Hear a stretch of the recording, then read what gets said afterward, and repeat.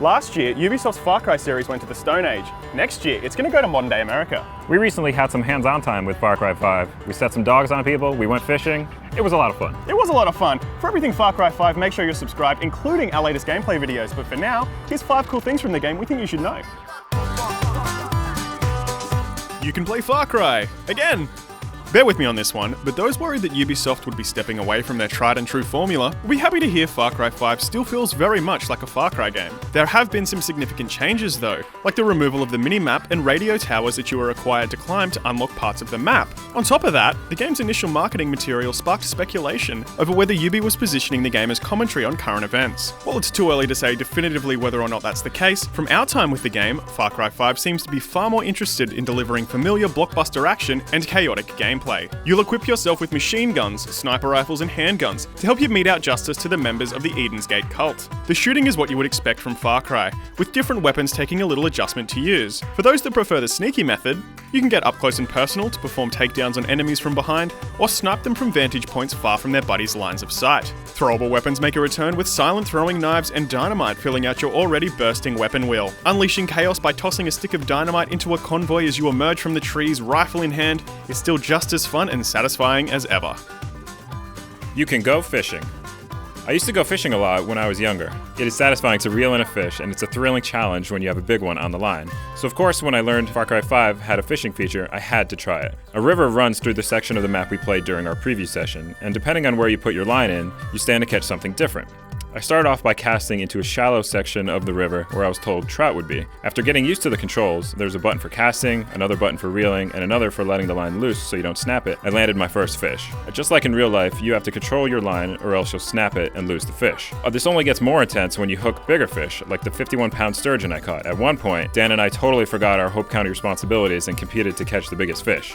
I think I won. This is not a fishing simulator by any stretch, but it's a fun little diversion. Also, you can cast your line at an unsuspecting cow in a field, but don't expect them to like it. Play with a pal.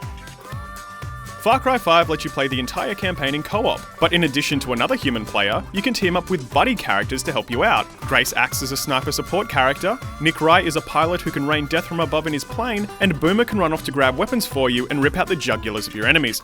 Oh, he's a dog, by the way. He's a good boy. The buddy system doesn't always click though, and it can be distracting. During a playthrough with Nick, I didn't immediately understand why he was there or what he was meant to do, but when you specifically instruct Nick to go on a bombing run to clear out an enemy camp or to take out a truck, that's when the buddy system shines. The same can be said of the other buddies too. Using Boomer to take down an enemy while you sneak up on his friend is satisfying, but more often than not, he'll charge headlong into an enemy camp, alerting everyone to your position. Grace can be posted up high to provide sniping support or just as an extra gun on the ground to keep you from getting surrounded. Given you rarely have your eye on her though, she will sometimes randomly die very far away from you and you'll have no idea what happened. Fortunately though, all your buddies respawn eventually if they do go down. You can still be attacked by everything.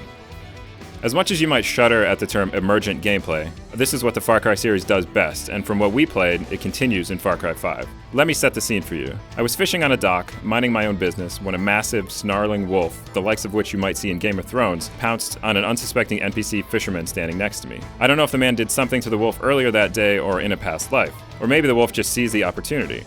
It doesn't really matter, because it was thrilling, if not a terrifying experience to witness. It wasn't a total loss, however, as I looted the carcass of the man and the wolf. Sorry, not sorry.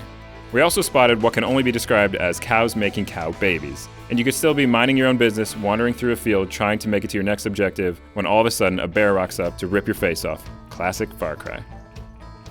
Fly a plane!